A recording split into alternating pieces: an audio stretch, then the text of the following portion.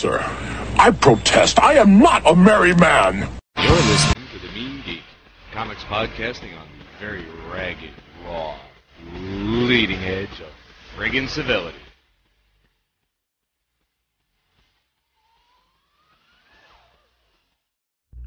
Hey kids, here we are with the most recent episode of The Mean Geek, comics podcasting on the edge of civility. We got something that we'd love to bring to your attention, because apparently we have now created the identity online of one of our favorite fans. Let's take a listen. This is Todd, the guy who never referred to as the Skype rapist. I just want to say, you guys. And that was our new friend, the Skype rapist. Apparently trying to tell us, I think, that we suck. Quite possibly. What do you think of apparently Todd's words, I think it said? I don't disagree. The Skype rapist. Oh my god. Yeah, but it could be you guys rock or you guys suck. I mean, there's multiple. There's no answer there. I'm assuming suck, but I don't understand why Skype doesn't seem to want to take our voicemails properly. Maybe I gotta pay for better bandwidth for it. I don't know, but keep trying, and if we get a decent one, we'll actually put it in there properly, and we'll be able to hear something besides Skype rapist. Todd, however, thank you for trying to get back to us a second time, and our technological failure continues to hold us back, but we do appreciate it, even if it was meant to be insulting. At least you took the time to let us know. And we do appreciate that. Feel free to email us an insulting comment. At themeanergeek@gmail.com. So, speaking of major failures, we just watched The Cape. You want to run down a list of the cliches that I don't have How about the time. rip-offs? No, it was rough. It was a rough. Which do you like better, running down the cliches or the rip-offs? They're pretty much the same. I mean, it was a rip-off of cliches. So his best friend partner betrays him. Yeah, the RoboCop privatization of the law enforcement community. Criminals taking him in and learning nobility by his need to get back to his children. Said criminals being in a abandoned fucking circus grounds. Teaming up with a random computer genius with access to all sorts of Who is illicit a hot websites. female Of course. named Orwell, because she watches everything. The rich, powerful guy actually turns out to be the supervillain. The son who has faith in his father when everyone thinks he's dead. Rough. Yeah, just... Wow. Horribly overacted. Right. I was hoping Summer Glau would pull it off and save it, but no, she just couldn't do it. I don't know what was happening there, but I wasn't digging on it. Now, the effects themselves weren't horrible. I've certainly seen better in different circumstances, but for a beginning pilot, they were usable, I think. We get past them without saying, oh, God, that looks like shit. I've seen a lot worse on television. Absolutely right. And what else is to be said about that thing, man? I don't know if it has any kind of potential. I didn't like it. But I'm not, at the same time, like, I'll never watch that again. I mean, theoretically, it might get better. There's always time needed to find your legs. Get your feet under you, get your storytelling beats down. But if this is really it, then that's really that. Yeah, I gotta say, like, it's not we'll wait and see. Right now, it's not good. Maybe it will get better. But it's certainly not a circumstance of, hey, down the line, this show, the jury is not out. The jury has come in and said, by the way, you are going to die. You are guilty and will be punished according to the law. But Wow. It's not without merit. I laughed once or twice. It had a ass-kicking midget Ass kicking midget. How do you... Ugh. Midgets creep me out, yo. Really? They do. A little bit. Teeny bit. Actually, more dwarves than midgets. You know? There's a subtle difference between the two, but it is there. Not going to bother going into it. Look it up on Wiki. I don't give a damn. Was he a dwarf or a midget? What's that? Was he a dwarf or a midget? He was a dwarf. Dwarf, okay. So, I'm reading a few things on the internet Right. over the weekend, which is always a dangerous proposition. And yet one you continue in. I find a headline that compelled me to spend the next 2 hours reading various articles about the potential feud about to erupt between Jason Aaron and Alan Moore. I actually know about this. Yeah. Jason Aaron told Alan Moore to fuck off. And isn't it kind of about time someone did? That's where I'm leaning toward, man. Now, I'm not going to debate the quality of the man's work. Okay, everyone knows, anyone who's ever picked up a comic and read a series of comics for any length of time knows who the fuck Alan Moore is. And the majority of people feel that you can't call yourself a comics fan without having read some of his stuff. You know? Swamp Thing was a little weird for me. A lot weird for you. It was a lot weird for me. I got through it. I did enjoy it. It was difficult to read Swamp Thing's dialogue. Because I read things smoothly. I read across and down and across. But I would actually find myself pausing to take a breath so that I could properly get the meter of Swamp Thing's fucking dialogue. Because it would be like, and I feel the green. Okay, apparently Swamp Thing and William Shatner are the same. Read it out loud. Pull out that trade right now and try to read his dialogue out loud. That's what you got to do. There's an ellipsis between like every couple of words. You know it. You've seen it. You've read it multiple times. Well, he doesn't have lungs. What do you want from the guy? And everybody knows Watchmen, and everybody knows V for Vendetta, and most people know From Hell. Right. Actually, the last two are probably reversed. More people probably know we did because From of Hell. the movies, I think there's a wider berth for them now. I'm strictly from a reading perspective. Then I would say I From think Hell more is better people known know. than V for Vendetta. Yeah. So, no one's going to debate the man's writing skill. Ever. Right. Not a factor in this conversation. We can take that right out the window. And that doesn't right include now. the America's Best Comic stuff in the last... No, which I loved all to hell and gone as well. No. But that's beside the point. He is getting so kooky weird and so curmudgeonly and so just fucking angry and mean that it's just beyond belief. You know? Look, you're my best bud on the fucking planet. Right. Okay? If we made a metric fuck ton of money together, Okay. and I decided that I didn't actually need it, and I didn't care if I got it, and I gave it to you, right? Mm-hmm. I would appreciate a thank you, but I would not predicate the rest of our relationship, the rest of our fucking lives on whether I got a thank you from you. Which is what he's doing to Dave Gibbons right now. Well, that's an aspect of it. I think a lot of what Alan Moore's issue is that his current loathing of the rest of the comic industry, which he's openly admitted that he's not reading. Yeah, for at least 10 years. Is based on the fact that, in his mind, the fact that people are still asking him about his work means that no one has done anything to surpass his work in that time. Yeah, that makes sense. That follows. I can see that. But why would that's that not make him necessarily- pissy? But because he doesn't want to be bothered or to talk about comics anymore. Stop granting interviews. Well, I mean, Dave Gibbons went to him with about a possible Watchmen sequel. He doesn't want to hear... Which, on DC's part, was pretty fucking high school. You know? They got their own agents. They got their own reps. They could have called his reps directly and been a little more adult about it. Admittedly. Not But you know gonna- what? Dave not gonna Gibbons challenge probably that. Dave Gibbons probably should have recognized the fact that, you know, him going to Alan Moore wasn't going to have a much better success rate. Mm-hmm. But he went anyway, so be it.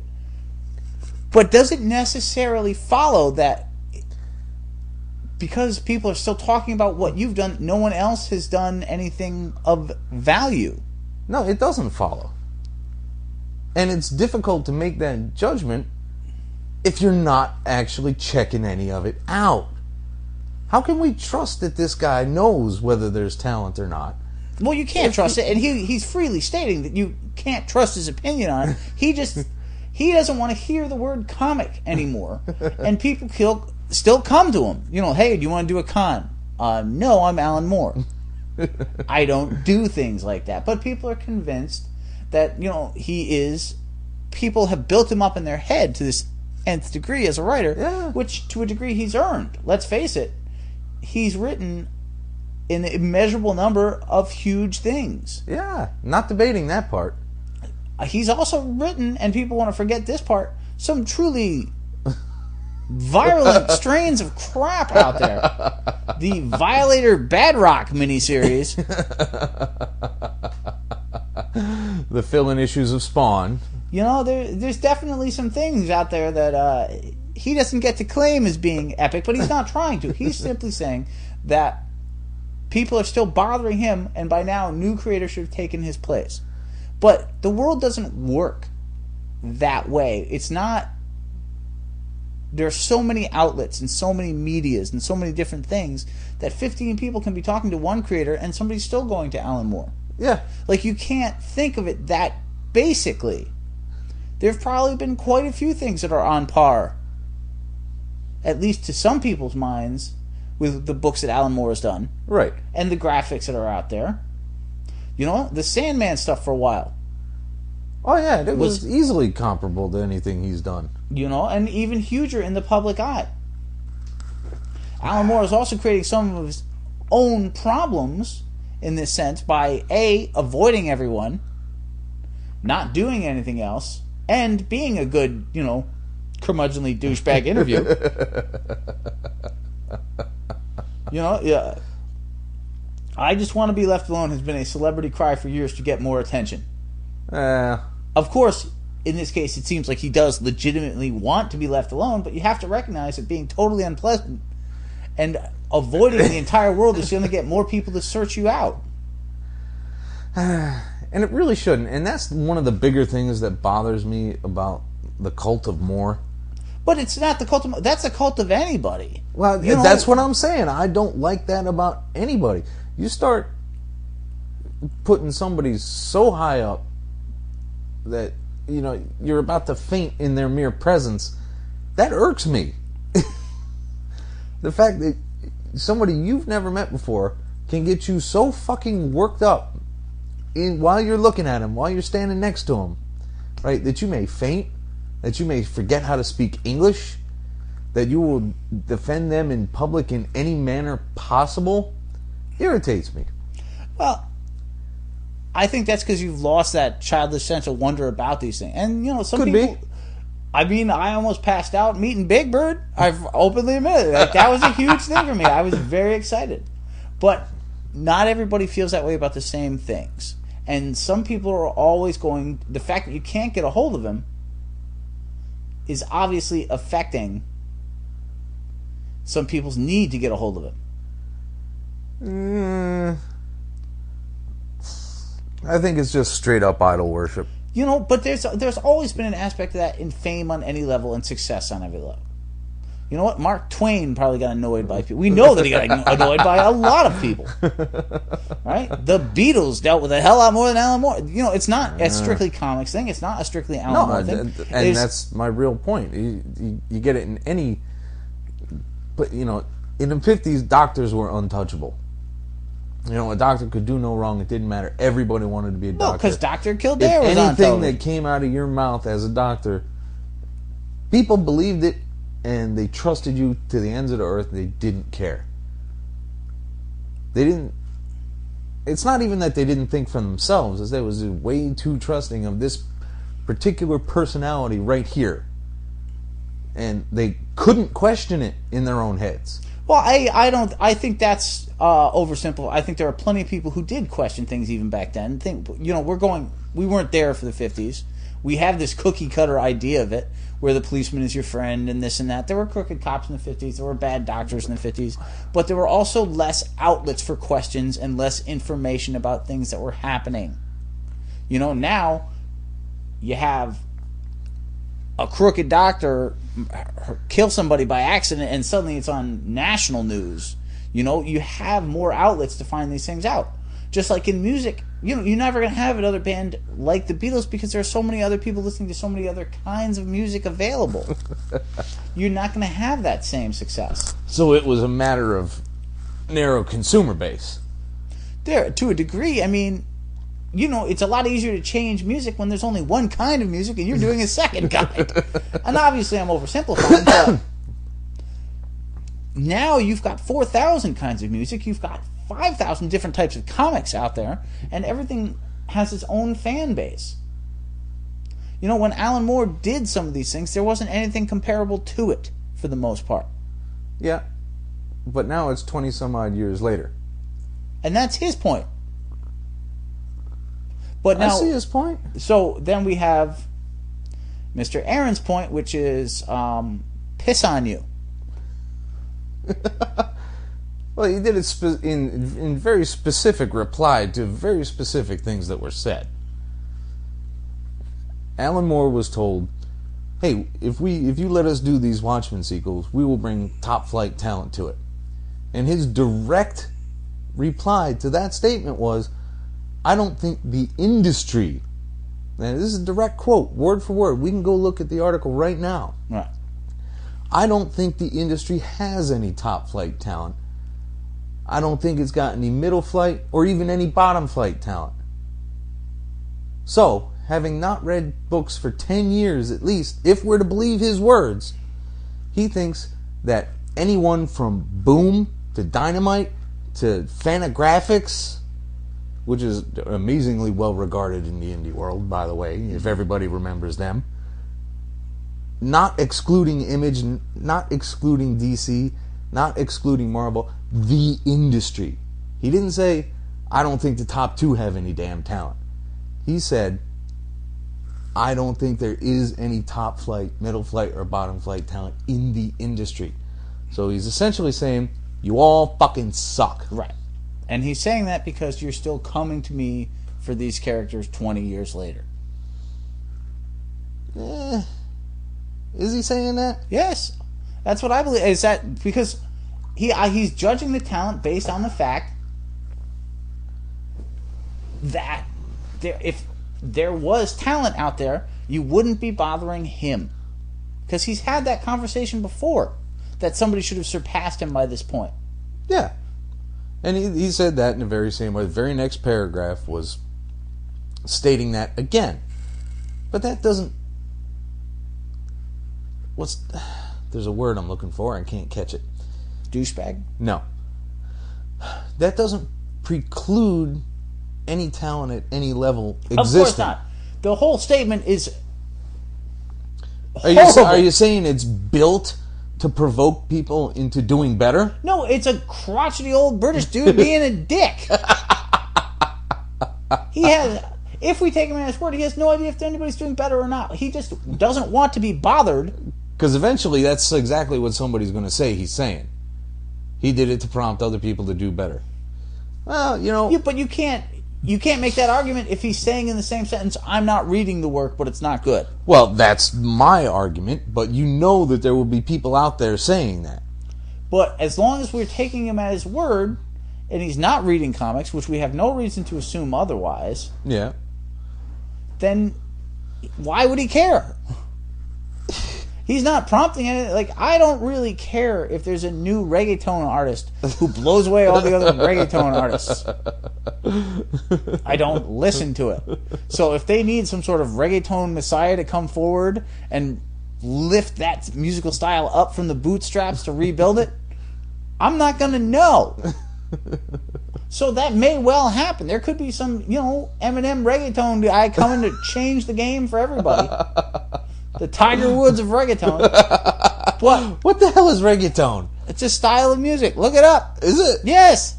Or is it some funky-ass reggae thing? It's more Spanish based than that. Spanish reggae?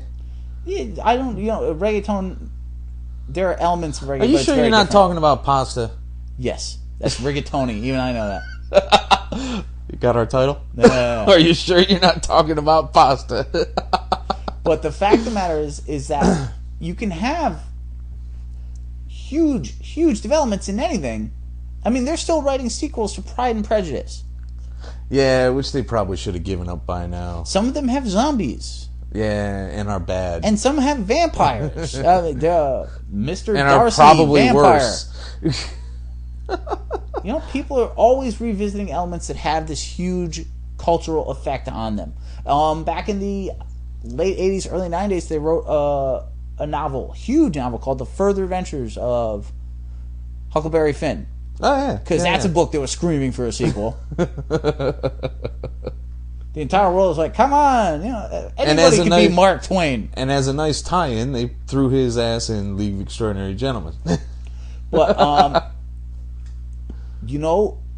and then when you do get these sequels, I mean, how often did you want the sequel? For years, you wanted the sequel to Dark Knight Returns. Yeah. And then you got it. Shite. Not my favorite. No. Sometimes you can't go back to the well, which in a sense is what Alan Moore has been hinting at. And I can't blame him for that at all. No, but his comment is ill-informed and disrespectful and annoying. Yes. Like, there's no getting away from that. But the thing is, there's other people who not only think they're being cutesy and say, who's Jason Aaron? I read Scalped. I loved it. Scalped was a good read. I had the first graphic. I'll pick up more. Did it blow me away? No. Is it my all-time favorite? No. The guy's only been at it for a couple of years. Yeah, you can't blow everybody's doors off right out the gate. But why is Jason Aaron being the industry guy to have to stand up and say this? Why is because he's the one that took it the way he did. I read in his article, he's got a teeny tiny bit of the George Lucas backlash going. Well, a tiny bit. I made a crappy There's movie. a parallel. It's not like a mesh. And you got to explain this because he said that he had been reading Alan Moore his entire comic reading life, and he absolutely adored everything he ever did, regardless of what it was. And now the guy is coming to him and saying, even though you write comics, you're a fucking hack and you suck. So he took it personally because his idol was telling him he wasn't any good. Right. So, I mean, and I liken it to his reaction specifically. If you went to work tomorrow, okay, and your regional manager took you into the square in the middle of the mall, right? Gathered a bunch of the public around, had the workers stand shoulder to shoulder, and said, I'm a regional manager because I worked really, really hard and I did really amazingly well, and I moved up, but you know what? I'm ashamed to be in the same fucking company as you. If it wasn't for the consequence of being fired, you'd tell him to fuck off too. True, but you know what? That's also an individual. If the regional manager was to send an email out there telling the entire company... No, I meant everyone you were working with at the time. All right. Everyone who was on shift at the moment. I could really give it the amount of management I've had that pissed down my neck. I could really care that somebody wanted to be more formal. Yeah, but that's you personally. Yeah, fair enough. The fact of the matter is, though, is that a lot of people should be annoyed by the statement, but at the same time, why should they care? It's a double-edged sword because on one level, this guy is batshit one loco? of the icons saying everybody sucks. But you know what? Frank Miller's called out individual people for years. Well, see, at least that is not so much personal as I must have an example of how bad you are because I'm pointing at you. Right, and it's very easy. I mean, we bash people on this podcast all the time. It's very easy to go in there and go, this is not that good, this is not that good. But there are plenty of great things out there, and certainly there have been in the last 30 years. So, at the end of the day, you know what?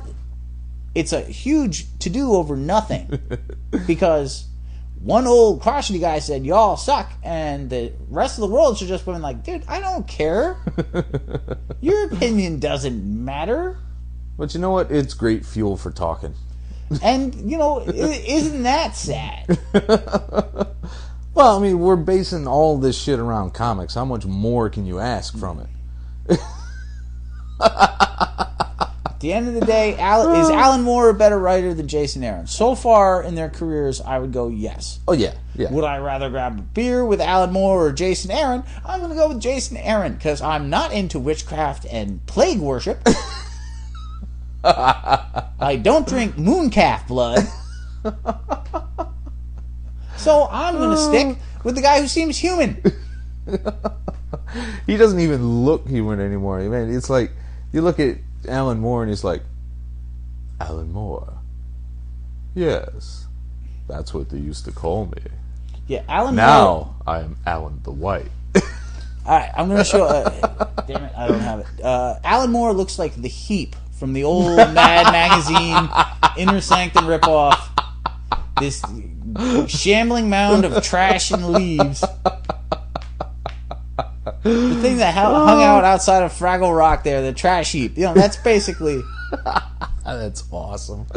Of course, I am a huge Alan Moore fan. I love what the guy writes. I loathe quite a bit of the middle area image stuff, but I love Alan Moore as a writer. And did you see that there seems to be a trend about, kooky writers with big fat beards? Dude, Aaron's is almost as big as Moore's. It just isn't as gray. Well, the comic industry has really defended the beard for years. Look at John Byrne.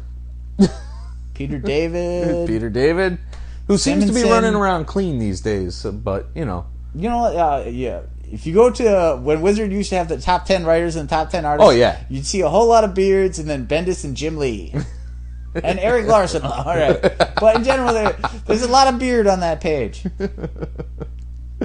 Well, it generated us a good half hour of yapping, so we're going to take a break, and then we're going to plop into a real quick pile, and then we'll call that one even.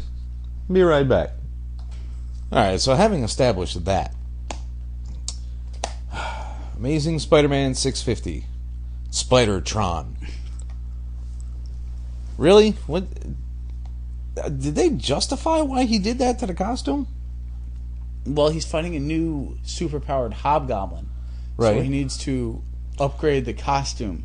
Warps light and sound, invisible and impervious to sonic attacks, like the new hobgoblin Scream.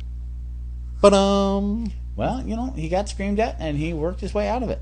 I did like how he got saved by Lady Gaga. That was a nice touch. And it amused me terribly when he covered up not knowing what was going on by doing calculations in his underwear with his headphones on. That that amused me to no end. It covered up nicely. People think he's an eccentric genius, so he's got his cover straightened out. He's okay on that score. He is an eccentric genius. Well, I don't know about eccentric. He's a little dweeby. All of his genius is based around spiders, so, yeah. I'm telling you, he should patent the damn web fluid as a long chain polymer. He really should. A temporary bandage, that would be good. If he could make it sterile. He could make it sterile. What? You don't know what kind of bacteria that shit grows after a few days. Come on. But not a bad issue? No, I'm enjoying the new trend. I'm still not sold on the Carly police girlfriend aspect. Well, that'll end like they all do, In tears. Apparently, sooner or later, she's going to get not enough attention from Peter, and she's going to say, sorry, pal, you're over. And he's going to come crying back to Mary Jane for an issue of red wine in the PJs on the couch, and he's going to bitch and moan some more, and she's going to recriminate some more, and then they'll shy away from it again until Joey Q is no longer in charge. So, but, I did dig it. Dan Slott's doing an okay job so far. Leaving us with Mark Miller and Lionel Yu. I believe I have 2 Mark Millar books in there. Did I get a second one in there? Which one was that? Quickly, Is Nemesis 4 in there as well? No, that was last time. That was last time. So, it's official that this book rocks, according to the cover blurb. Okay. I wasn't going to say that I do just generally yet. listen I to do enjoy it. Saving satellites. Big titties. Did I say that? Yes. Was that me? Yep. You know what? I've had a real issue with this book since you brought up Prime, because I haven't been able to not think of Prime. You see, he's a dwarf. Extra small, slightly misshapen. The other guy was definitely a midget. He was more naturally proportioned. I see. He was just and now real we have short. Now we have a devil space monkey to end the issue. Yes, the devil space monkey. So the book's going in an interesting trend so far. But yeah, your comparison to Prime is definitely. And he's got some like Superman level power in here, dragging that goddamn sub up on the beach. But he's out there doing superhero shit, and he still likes to have a Coke every once in a while. It's definitely an interesting book. Right now it hasn't really gone in one particular way, so you have a feel for what's going to happen. Well, not just yet. We're only up to 3. Exactly, but it's building at an interesting level. But that is a quick reveal for the space monkey being evil, though. Yes, it is. A demon space monkey. Well, we'll see. You think they're pushing too many combinations in that one character? Devil space monkey? Yeah. It's not a phrase you get to say very often. Title in there? Devil Space Monkey? American Vampire number 10. Is that up to 10 already? Yes, it is. Oh, it's see, there it is. right I knew along. we hadn't done that yet. Oh, shit. We had to have... We talked about it, though. No, you and I talked about it. Yeah. You sure we didn't talk about it here? Yep. Oh, well. So, it turns out that an older vampire has been torturing and experimenting on Miss Hargrove for quite a while now. Miss Hargrove, for those of you who have not read the book, was the girl vampire's best friend who is also a vampire now. Right. He chucks her the occasional rabbit to keep her alive, not totally drained. But then he injects her with various chemicals to see how she reacts to it. Kind of really fucking creepy there. Well, that's the point. You'd think being an older, powerful vampire, he would understand that, what could affect, how many copies removed of the vampire curse or virus or whatever it is they're using in this particular milieu. You've totally forgotten the plot. Have I? Yeah. Because Miss Hargrove is one of the new, like Skinner and that other chick, day vampires that have different powers and abilities. Right. So before they can hunt down Skinner, who every vampire on Earth apparently hates, they need to know what affects them. So he's testing various things that might affect Skinner and that style of vampire on their captive one. Yeah, but gypsum seems a little esoteric. Well, you don't know till you know. I mean, so does Silver and Wolfsbane, and once you bring vampires into the equation, pretty much everything seems esoteric. For all we know, spider monkey venom or rum might affect him horribly, and it's actually very well thought out if you think about it. You have a creature that you've never dealt with before. You have one captive. You want to find out how to kill them. The only real way is a very long and drawn out trial and error. Yeah, and they eventually get up to the major chlorides. An unpleasant day for all. Do I need to know that? Really? The major chlorides? I'm not a goddamn chemist over here. Which ones are the major chlorides? If I hear a chloride, I always assume that it's at least well ranked. Okay, very good. Now, wow, the Daywalkers love jazz, apparently. Decent action in here. I still like the art a lot. It's a good book. I'm definitely enjoying it. And like I said, this was very well thought out. You've got a distinct creepy factor, but there's also a method behind the behaviors and what's going on, which makes it a good read. And apparently we got a huge showdown in issue 11. So, our heroic girl vampire, I can't believe I can't remember her name. I want to say Pearl, but... Yes. And her husband, boyfriend, whatever, Mr. Jazz Musician. Yes. Are in a jazz club filled with vampire and vampire friends.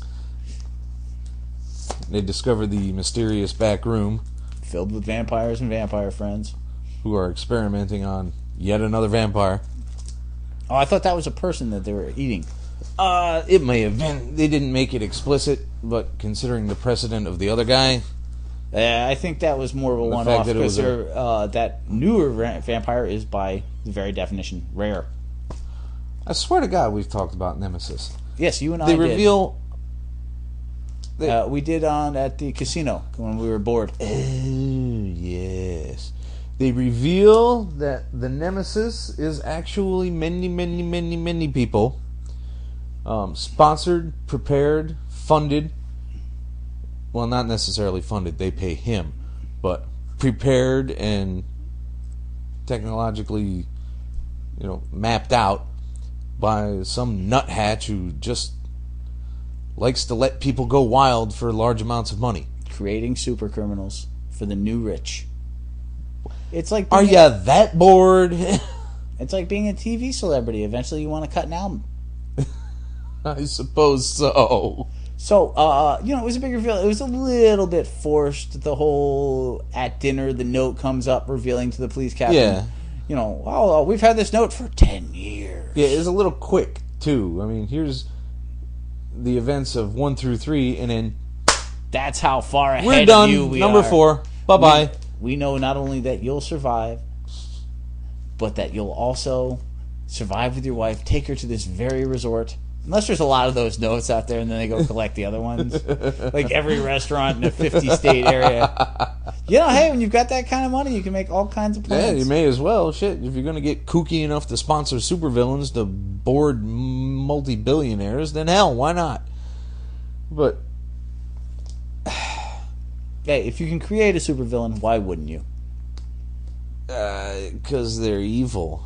All right, yeah, but usually, Well, what are you going to do with it? well, they go out and wreak havoc, and you make a ass ton of money. Which is, established that he's already done. So, what are you going to do? At any rate, if the rumors are correct, then this is the penultimate Secret Warriors. Well, they do seem to be. About done. They're shouting out that the team is broken and finished. And retired.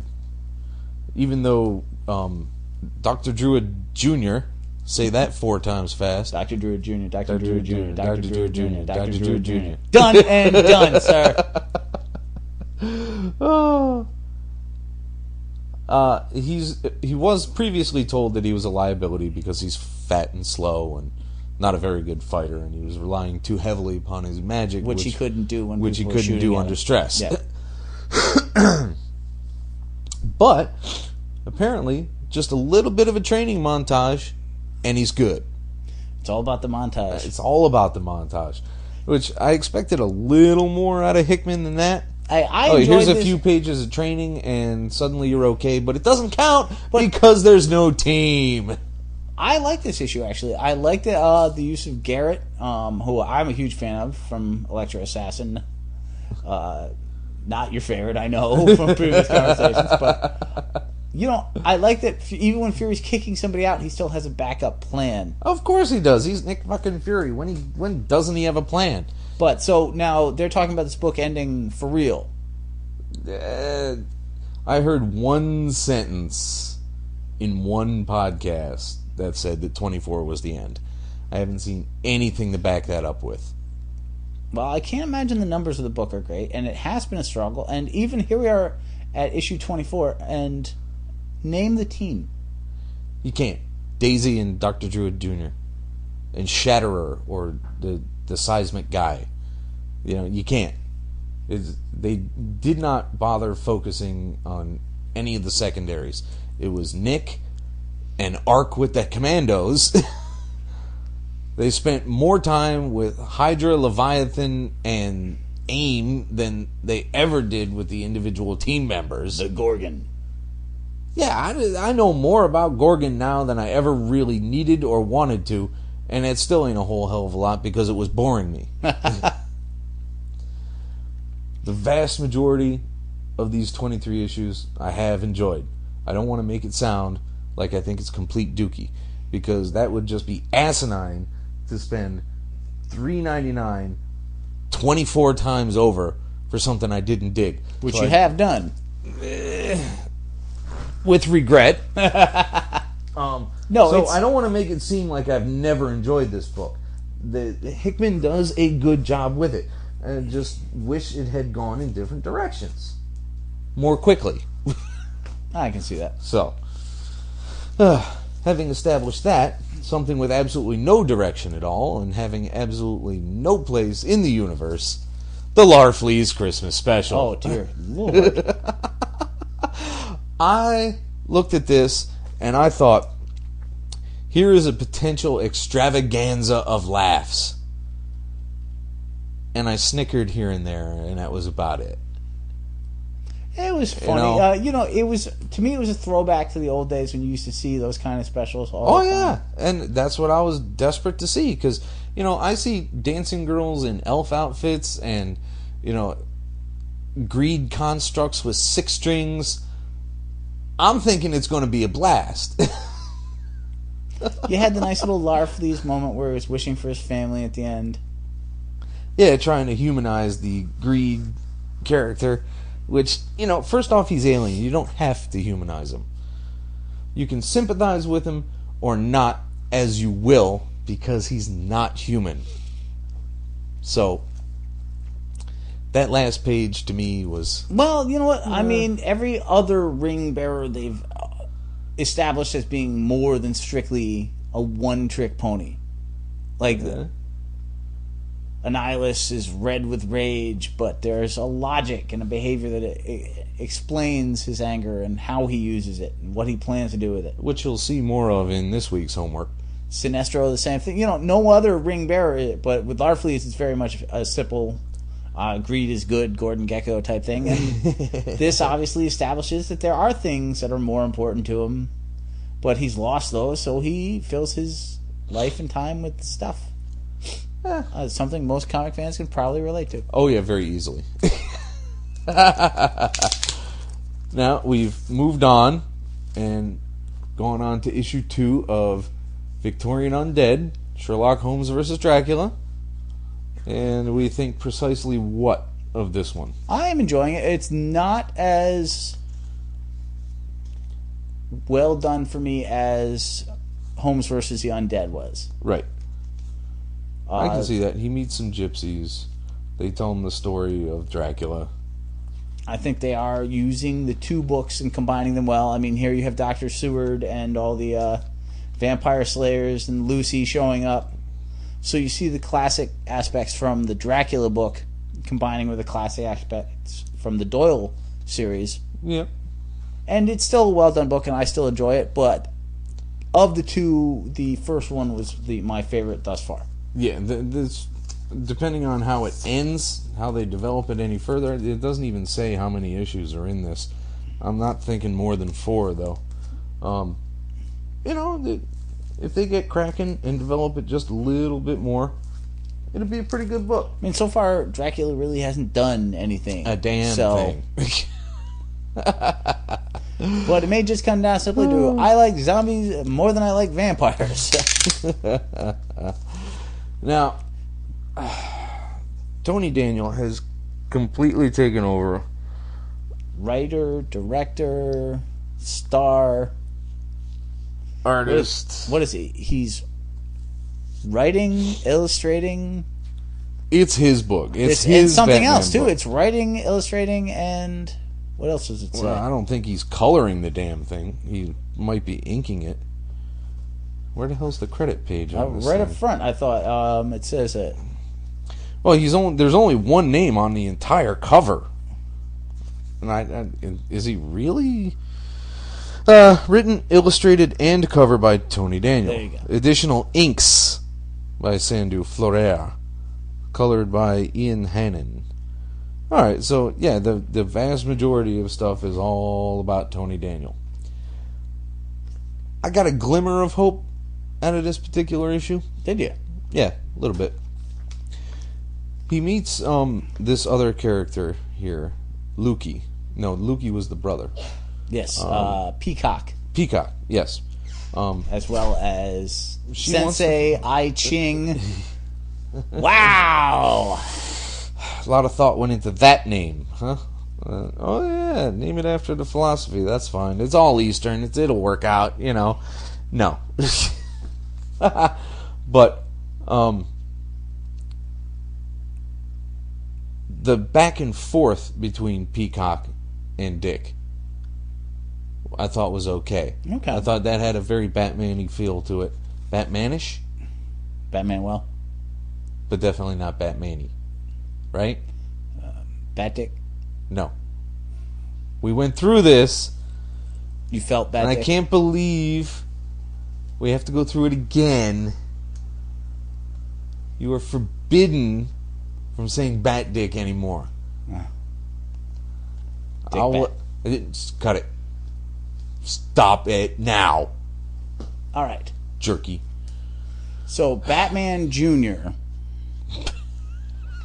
Which technically would be Damien in about 15 years. Right, but for now, you know. But for now, it's Dick Grayson. Full name. Fine. Batman Jr. Here. They did some detective-y type stuff in here. Not a whole lot. But, you know, sufficient to sate my need for investigation rather than flat-out weirdness like Morrison's been doing. And at the end of the book, you have the big reveal of a classic Batman villain and his teenage daughter. Those being The Riddler. and Enigma. When did he have a daughter? I don't remember him having a daughter. I don't know. I mean, When he had did the have time Joker's for a daughter back in the day, so I guess it's only fair. That was pre-Crisis, wasn't it? Yes. So it doesn't count. But if we were to record a podcast about pre- and post-crisis things that no longer count and are suddenly counting again, we'd be here till dawn. So, now, you went through Batman Incorporated #1, and we glossed over it for the most part. Now, what do we think of 2? Well, we have the further story of Batman Tokyo, Yes. or Batman Japan. Tune in Batman Tokyo. I think it's Batman Japan, actually. But, you know, he's the sidekick to Mr. Unknown, but he's actually doing most of the work because Mr. Unknown was 56 years old. Yes. Which, by the way, Uber Detective Batman was about to recruit a 56-year-old dude with no idea. So I'm going to go with a big oops on that one. Because that seems like a bad thing. You know what? Once you get past the whole squid downstairs in the house death trap, the part where the open window has a squid being pulled out of it from a 5-story building is... But they cover it up. They make it look like Mr.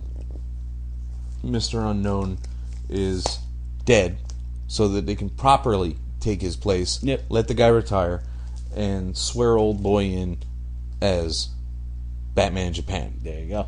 Now, So- what did you think of the Incredible Deathman? Deathman was an odd character. I've seen a lot of odd characters. Apparently, running he's around. a older Batman villain, being semi-resurfaced there. You know, I'm ashamed to say I don't know that. I did not have any idea about that. But they mentioned Batman mentions having fought him before, so you might have to do a little research on. Yeah, I'll dig it up because it irks me that there's a bit of Bat trivia that's going not necessarily to make a difference, but to be noticed Hey, you know. that I don't know.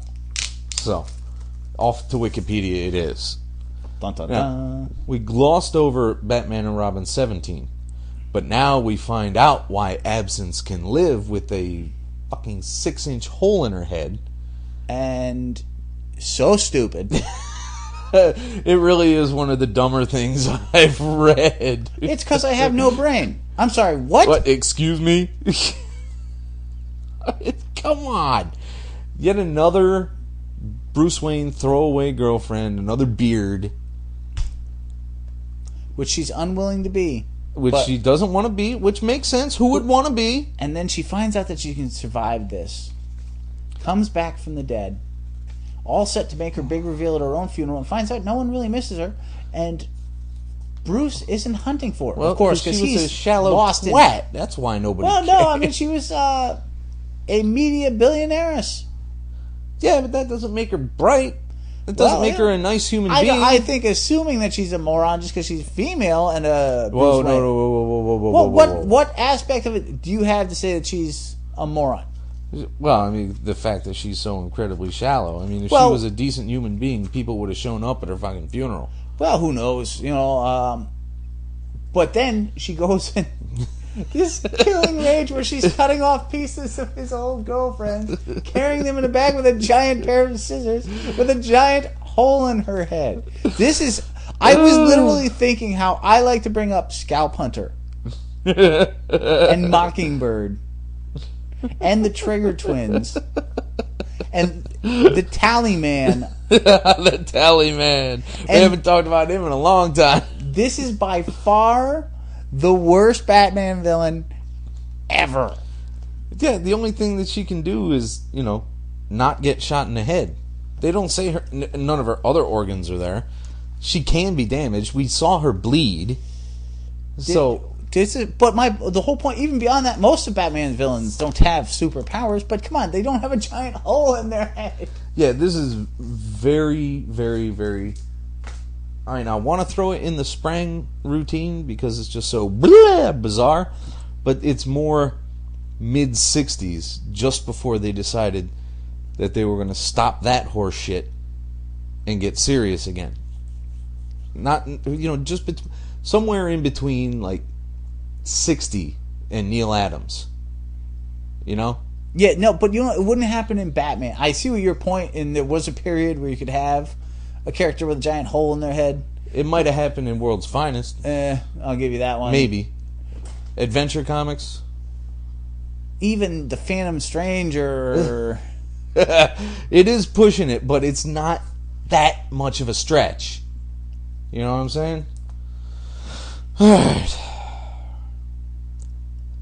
Generation Lost, 15 and 16. The resurgence of the Creature Commandos. What the hell are the Creature Commandos? You need to educate me because I actually don't know what they are. And it seems like something I should know. The Creature Commandos, I don't have their full origin down, but they are elite soldiers made from monsters. Don't scrunch your face at me. Oh, wait, they're turning soldiers into monsters? Or they are turning monsters into soldiers. Because they seem to be implying that they weren't fighting them as if they were soldiers who they turned into monsters. What? If you look at the issue, this confused me. Because they're not fighting back the whole issue because they don't want to hurt them because they're soldiers they've turned into monsters. But you're saying they're monsters they turned into soldiers. I'm relatively certain that they're monsters they turned into soldiers. Now, the League may not know that. I don't remember these people in particular. I've read articles making mention of how bad the Creature Commandos were. But I've never read a story about... This is definitely from the 60s. Nah, fair enough. I don't have all my Silver Age shit down. I would never profess to say that I have an encyclopedic knowledge of the Silver Age, but it may even been as late as the early 70s, but it's definitely peculiar. And the book has just bored me too much, and I think 16 is a nice round issue to finish up on. You just dropping it? I'm done. Right? Even as they kidnap Blue Beetle.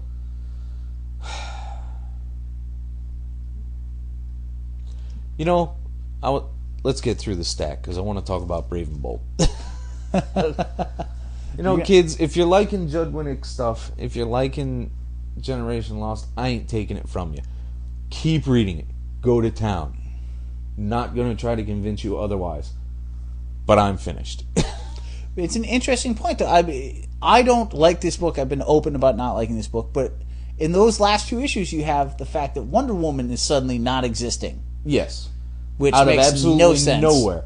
They kind of justify it in that when Max was convincing the world that that particular incarnation of the League didn't exist, he made a mistake probably and screwed over Wonder Woman as well. Which, he wouldn't have done it on purpose, because if he was gonna... You'd think somebody would have noticed in her book. Well, yeah, you'd have thought, yeah.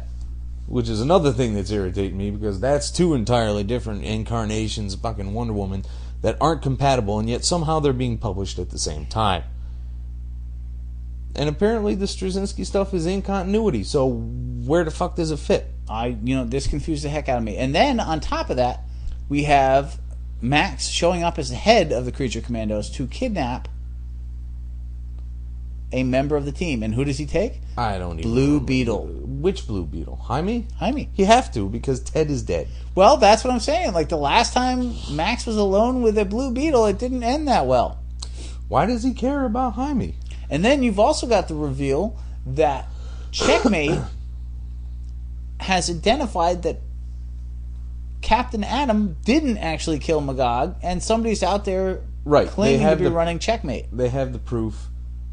And they're looking for who it is. Of course, they can't find him because it doesn't exist. Max has covered himself up. So suddenly, interesting things are happening in this book, and you're like, I'm done, god damn it. I don't fault you for that. I just think it's kind of amusing. Well, what can you say? Leaving us with Avengers 8. Unadjectived Avengers. The Avengers. Yes. Shouldn't New Avengers be in there too? It is. It's next. When you said leaving us, I'm like, is this the end of the pile? No. So, I don't know if this is current, right? This Illuminati opening, that's not a flashback. Nope. Alright. I have to confess that after all these years of reading comics, even having read the official handbook of the Marvel Universe several times, I did not know that it was Blackagar Boltagon. And I'm a little mad that I now know that. Because that's really, truly is one of the cheesier things I've ever fucking read. Yeah, I did not know that. Blackagar Boltagon? No. You know what? No. Fuck you, Bendis. I don't even know if you made it up yourself or if you're pulling it from somebody else. Before you blame Bendis. The fact that... What did I just say? Did you hear my sentence? Okay. I don't know if he made that shit up himself, but the fact that he whipped it out in modern times and had it put into print again... Hey, if the guy's name... It's not like you can't pretend these things aren't there. Sure you can. It's comics. People ignore crap that's gone by consistently, month to month. And then people on podcasts point that out. And? I'm just saying. I mean, obviously we would have missed this one, but somebody else might have been like, where's the Blackagar Boltagon? So the Illuminati are back together, and Medusa is now part of them because Blackagar Boltagon is dead. When did that happen? I totally missed that. I think it was in War of Kings. Oh, okay. Which we got 2 issues of I did not and like called that. it even. Because it... Anyway. So, the red gem is missing. The yellow gem is missing. And the Red Hulk has noted that one person beat the ever-loving piss out of him using both of them. Who then flew off into the sky, and we don't know where he is. So Iron Man has to go back, check that his is still safe, and then they have to decide what they're going to do about it. So they find some interesting tech, and they find the Secret Avengers and Thor, because Thor isn't normally on Secret Avengers. Secret and New, I think. Secret and New, yeah. No. Yeah, because Luke Cage was in there too.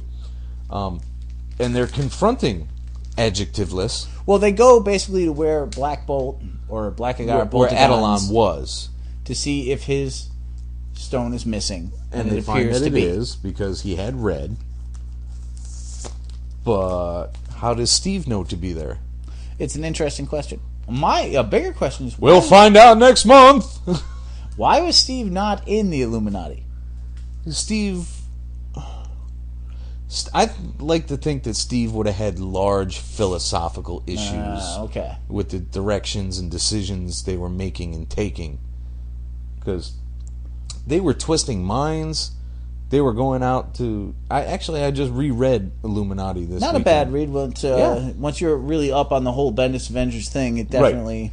It's a nice side piece to have, kids. Yeah, I think Buy the Steve would have graphic had today. large problems with just randomly going out to the Skrull homeworld and saying, fuck you, don't come back. Because Steve is a very... Or at points was a very reactionary kind of guy. Right. He would always let everybody else start the shit, then he would deal with it and finish. But all these guys, Professor X, Namor, and while Namor is a good, close personal friend for the most part, he's also had major philosophical and physical problems with Namor in the past. So teaming Namor up for really something doesn't like clandestine anyone. like that, it doesn't seem like something Steve would be into doing. Namor is decidedly unlikable for the most part. Oh yeah, absolutely. But I did like his smash first, ask questions later in the Illuminati series. he was practically the comedy relief for that book. Oh, so that was fun. Now, I promised you would like New Avengers 7. I did. And I knew I would be right on that score. Everybody starts getting a paycheck. Luke Cage tries to play the principled stand-up guy who won't be bought, realizes he's 30 seconds away from having a starving baby, and capitulates. Everybody gets some dough, including Danny Rand, who doesn't need it. Except Spider-Man, who won't reveal his name and social security number for tax purposes. Hey, it's not a cash business. They can't just hand him a wad of dough. You know, this is the United States government. This shit's got to be accounted for. You know, you'd think that Cap would have known that, though. Well, you know, if anything, Cap is above board. He's, you know, paying people under the table may be something he could be convinced into if Spider-Man pled his case personally. But as a black and white thing in an accounting meeting, he would probably be like, yeah, that's the smarter thing to do. Oh, and poor Victoria eats it so bad from Pete. Gee, what, for God's sake. You know what? I kind of like that they have her in this book. They haven't done anything with her yet, but it's an interesting concept.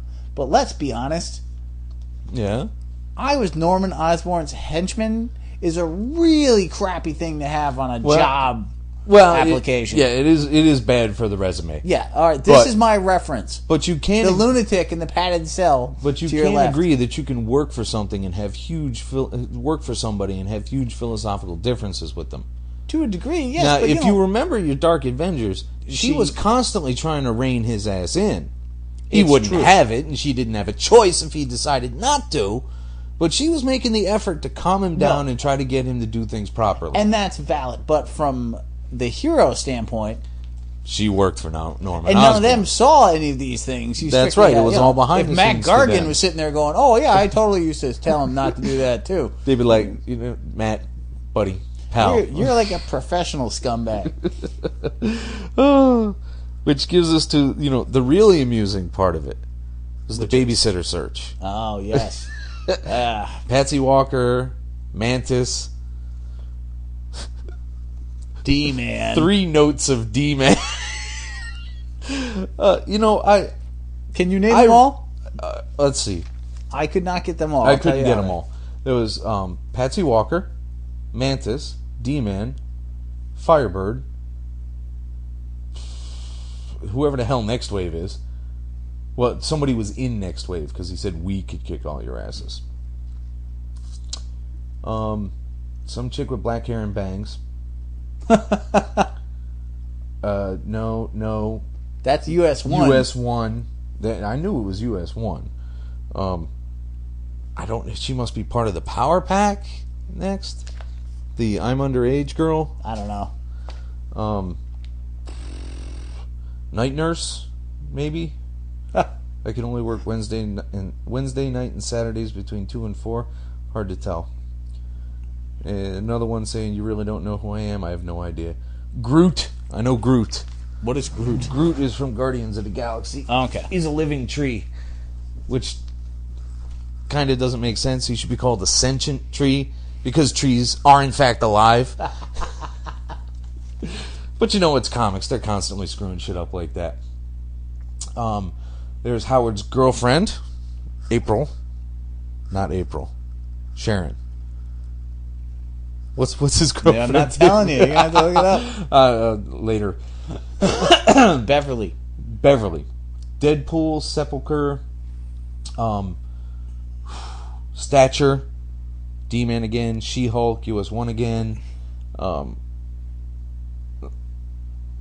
I know this guy. Somebody with Wing is in his name somewhere. That guy right there. That's Nightwing. Nightwing. Yeah, there you go. Right there. Sepulchre. Say it with her. Some beastie guy. Tigra. Ooh, don't bring Tigra into this with Luke Cage running around. And finally, he's married now. He's married now. It wouldn't stop her from trying anyway. I'm sure Luke wouldn't, but she would make the attempt. I mean, you can see the finger on her mouth like, oh, Luke, how you doing? And I don't know why it amuses me so much, and I'm so happy about it, but they hired Squirrel Girl. Now, this is the first time I've actually seen Squirrel Girl. You've talked about her a lot. I've heard the existence of her. And when did she date Wolverine exactly? Because that's horrifying. That I'm mysterious. I don't know. But that was a funny thing. Doreen. James, you look well. What are you doing here?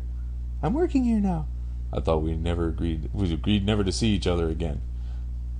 You're on this team? Yes, I am. Oh. That's, if Hercules can bang Snowbird, why wouldn't Logan bang Squirrel Girl? Well, the fact that she's got a giant squirrel tail would be a... His name's fucking Wolverine. That's a good point. I stand corrected.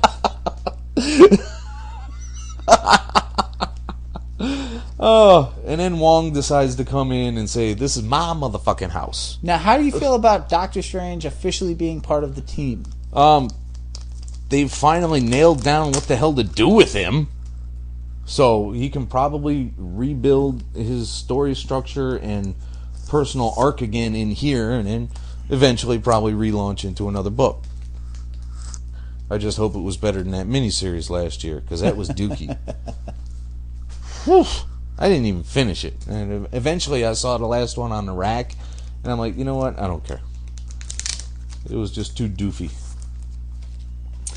For God's sake, I keep dropping these bags.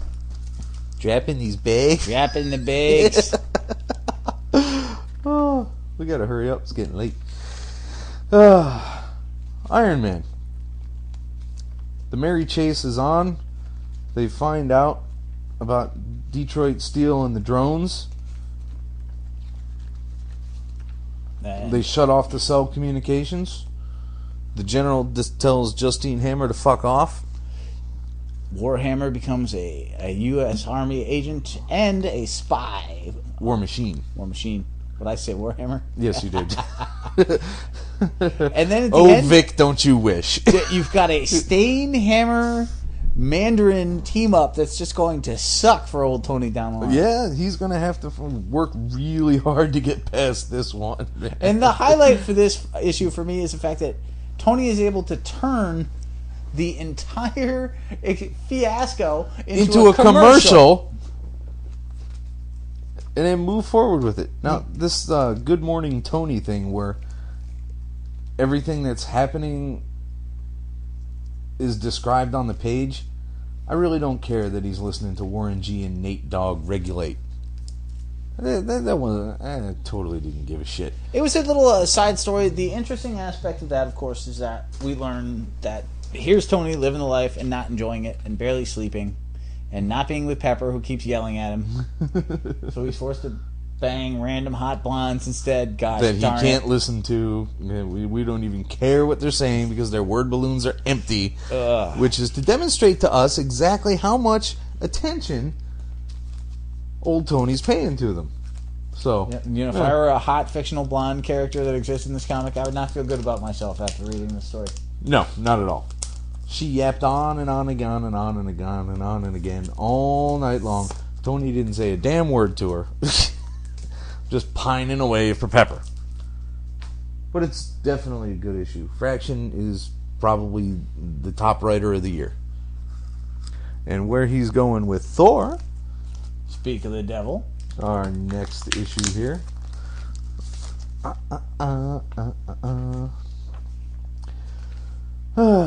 So, the hunt is on. Odin is alive even in death, somewhere in some alternate plane, because he's not really in hell. Right, no. And he's not in Valhalla. He's found his own little niche where he's wandering and refighting his famous old battles with His own little pocket universe. with his own crows, who are not too thrilled with the turn of events. Hugin and Munin. Nicely Munin. done. Memory and thought. Or thought and memory. Totally doesn't matter. Those are the crows' names. So, the invading forces...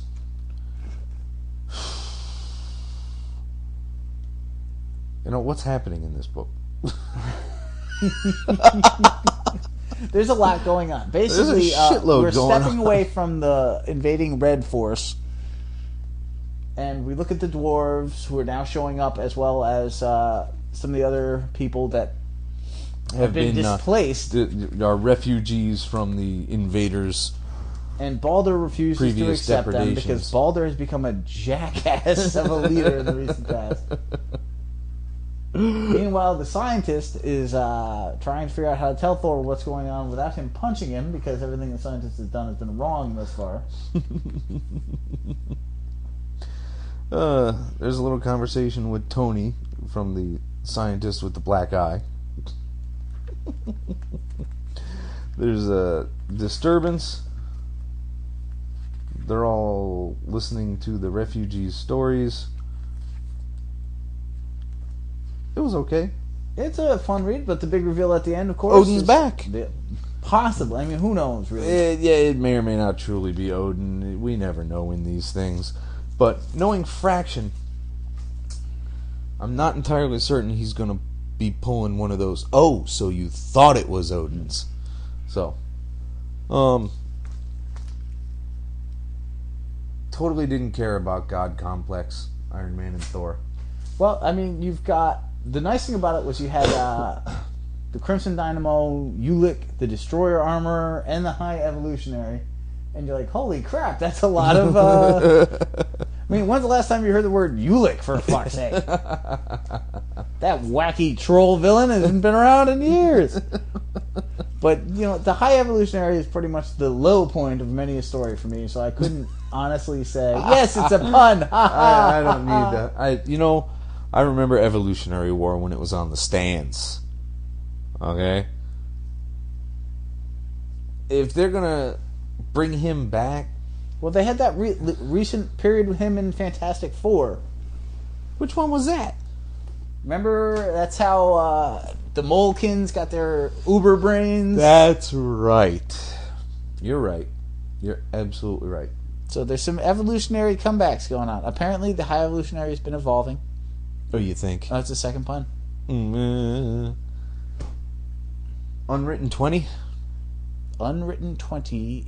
We reveal, we get to see more into the childhood of Tom and his fictionary girlfriend. Yep. And we find out why she used to go fucking crazy when he talked about books, because written truth and real truth, and then the reporter finally figured out he's becoming a vampire, which seems really fucking bad for him. And then Tom travels into a book for the first time. And it's Dick. about bloody time. It's been almost 2 bloody years. And he finds his dad on the decks of the Pequod. His dad is Captain Ahab.